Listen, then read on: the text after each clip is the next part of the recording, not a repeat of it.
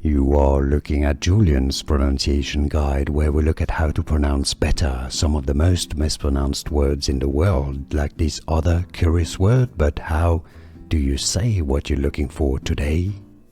Let's learn once and for all how to pronounce this name. This is a unit of measurement for a dimension of reciprocal length. This is the American spelling with ER at the end, the British spelling, Standard English spelling with B with RE, a word from French, dioptre. In English it's pronounced as British English diopter, diopter, or in American English the pronunciation is as how to pronounce diopter, diopter or diopter.